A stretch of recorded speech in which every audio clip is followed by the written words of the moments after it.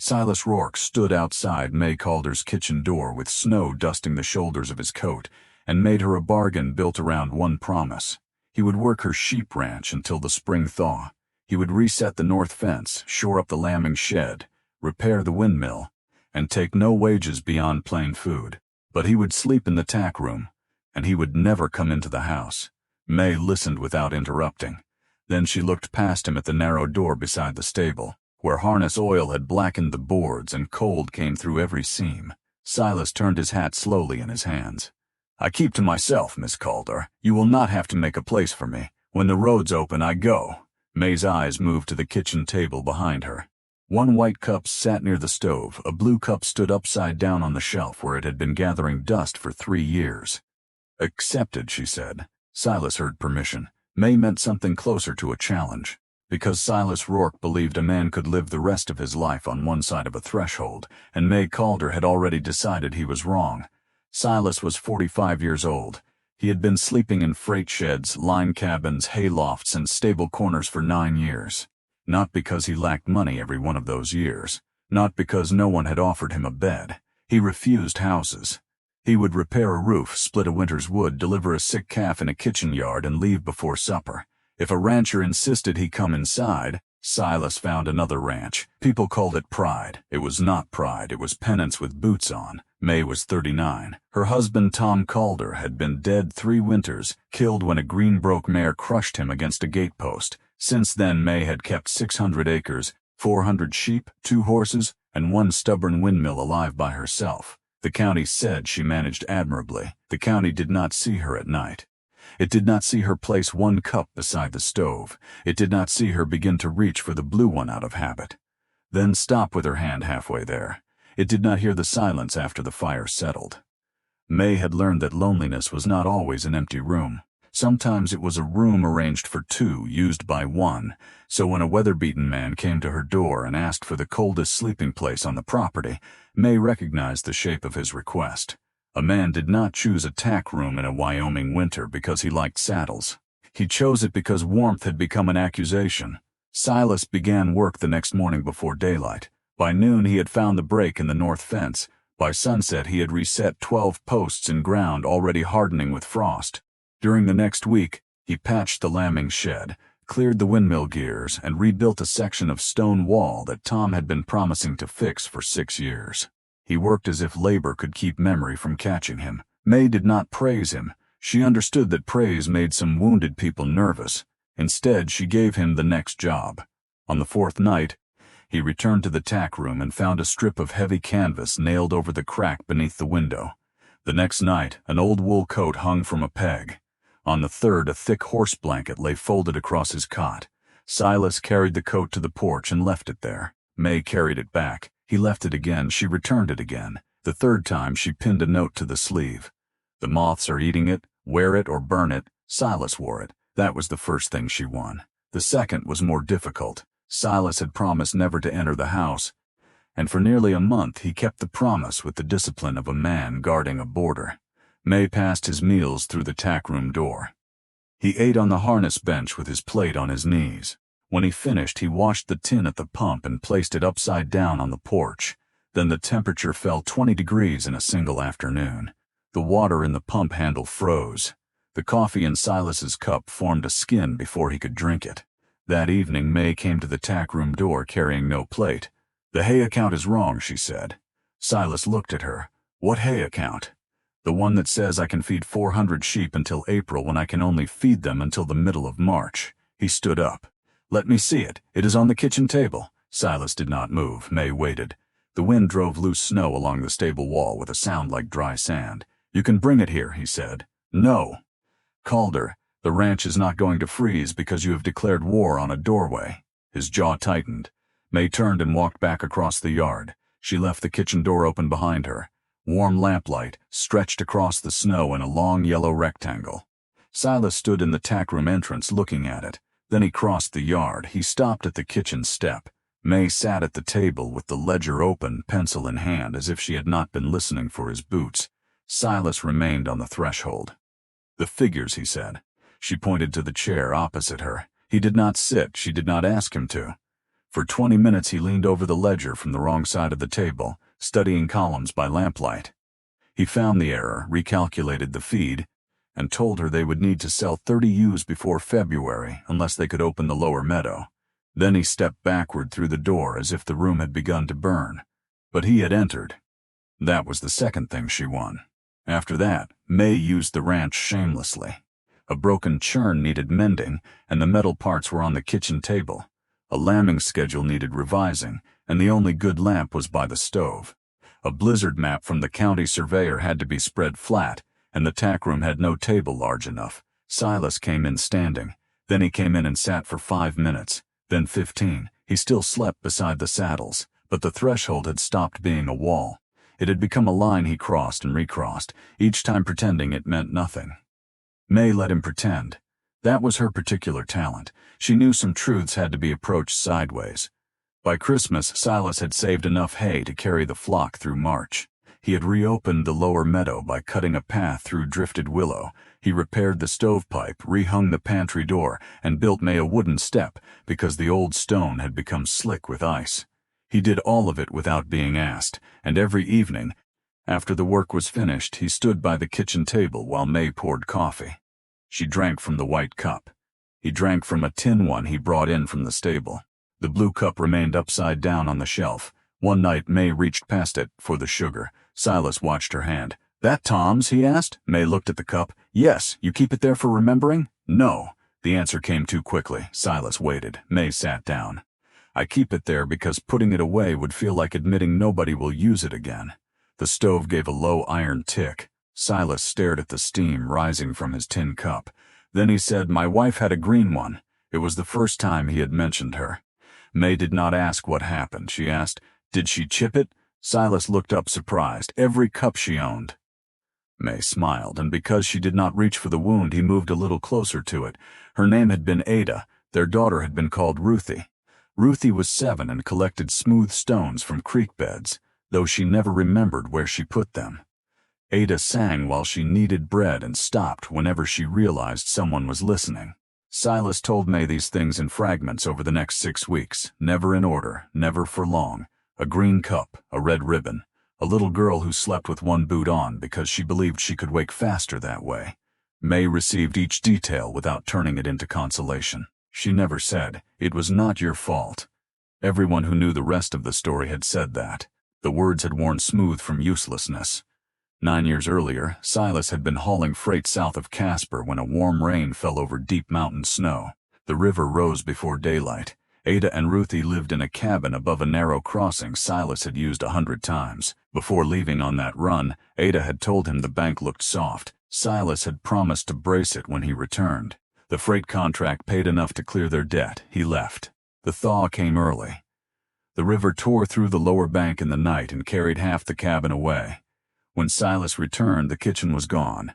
So were Ada and Ruthie. Searchers found Ada 3 miles downstream. They never found the child. Silas had spent 9 years remembering one thing. Ada standing in the doorway, telling him the bank looked soft. He had kissed her forehead. He had said he would be back in 4 days. Then he had crossed the threshold and left. A man can survive almost any loss if he is allowed to call it loss. Silas would not allow himself that mercy. He called it a decision, and because the decision had been his, he believed the sentence should be his too. No table, no family room, no sleep beneath a roof where someone might trust him to return. Mae understood before he finished. He was not afraid of houses. He was afraid of being wanted inside one. The valley began talking after New Year. It always did. A widow with land could hire a man, feed a man, even allow him to sleep near the stable without much concern. But if that man was seen drinking coffee in her kitchen after dark, concern became public property. At church, Nora Hensley cornered Mae near the hymnals. "I only thought you ought to know what people are saying." Mae buttoned her coat. "Do they say the north fence is standing?" Nora blinked. "What? Do they say the flock has enough hay? Do they say the windmill turns? That is not what I meant. No, it rarely is." Mae walked out before the second bell. Silas heard about the conversation from a ranch hand in town. That evening, he placed his tin cup on the porch instead of carrying it inside. Mae found it there. She picked it up, crossed the yard, and opened the tackroom door without knocking. Silas sat on his cot, repairing a bridle. "You should not come in here," he said. Why? People are talking. People talk because labor is hard and talk is free. I will leave. Mae set the cup beside him. The road is buried. When it clears, no. Silas looked up.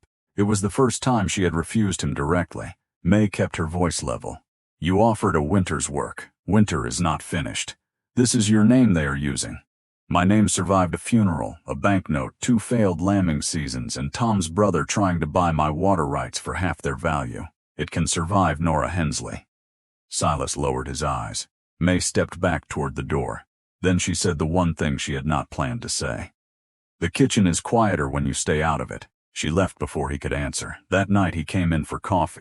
He still used the tin cup, but he sat down. By the middle of February, Mae knew she wanted him to stay after the thaw. She also knew asking would send him down the road before sunrise. Silas did not need an invitation. He needed a different story about himself.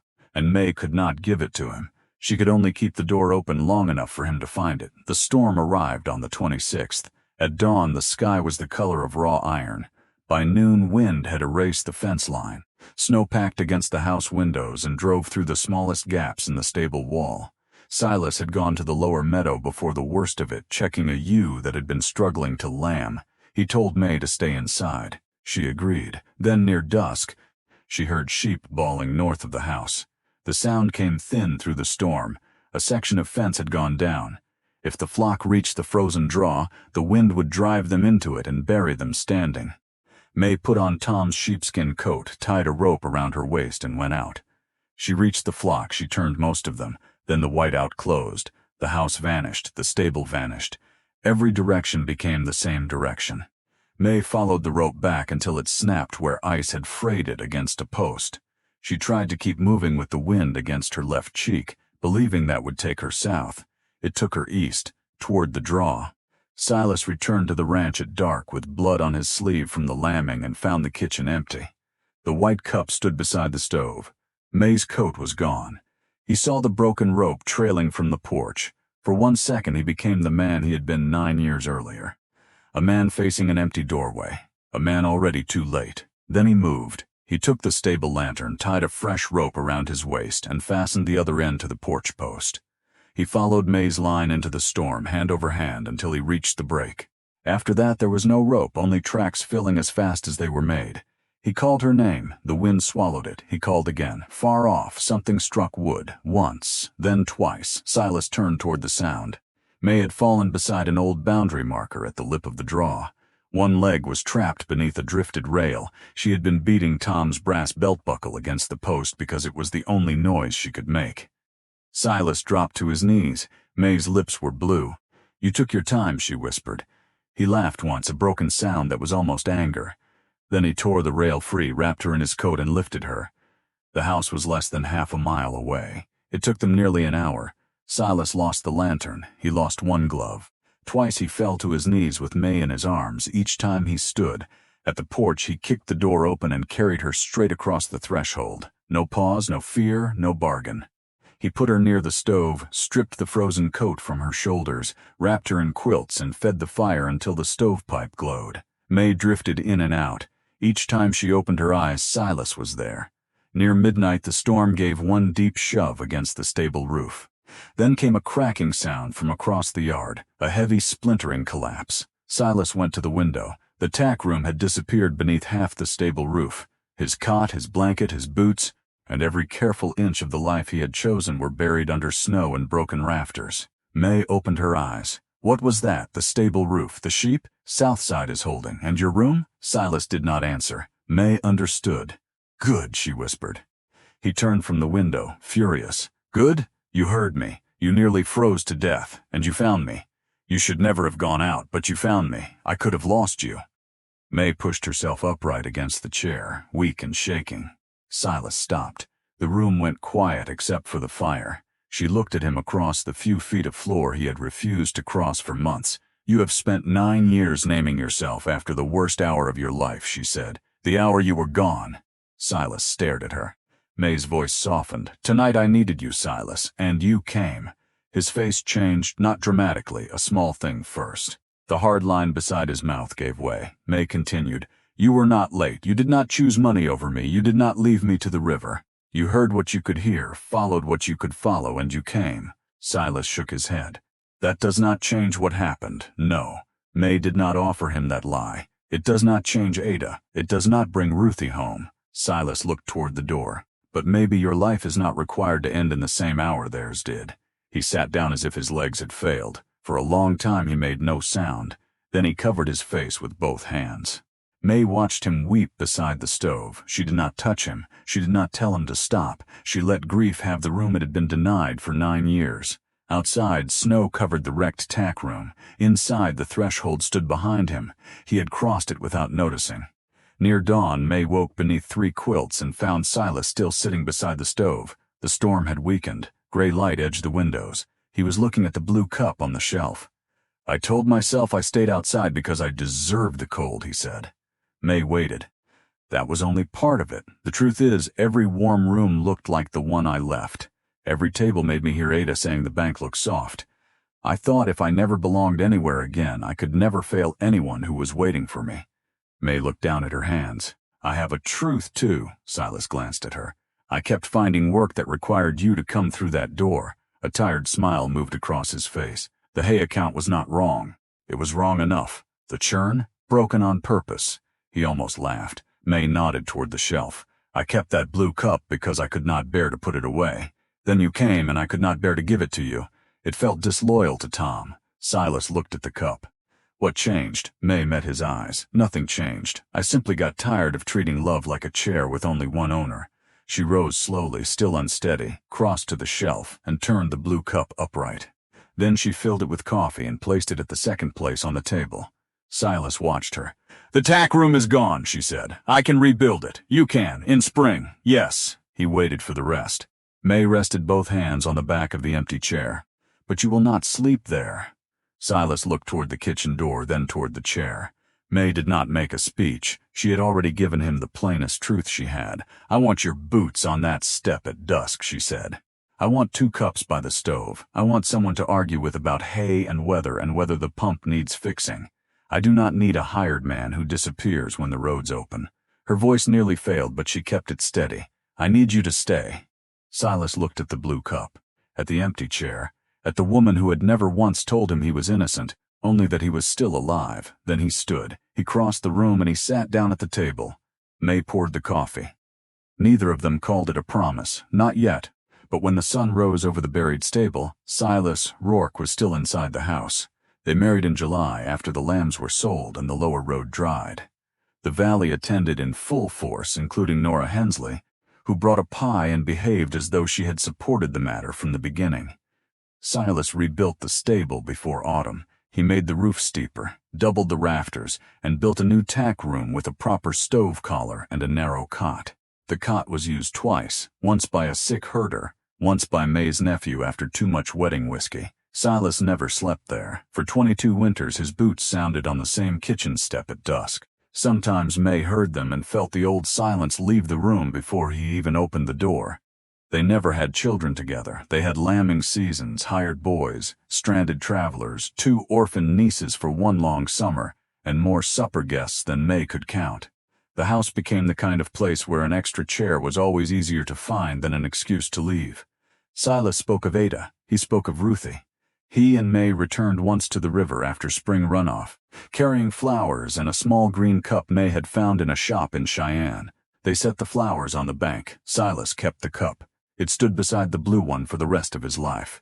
Grief did not vanish when he crossed Mae Calder's threshold. It simply stopped owning the door. And every evening after that the house asked him the same quiet question. Will you come in? For 22 years, Silas answered with his boots. He came in.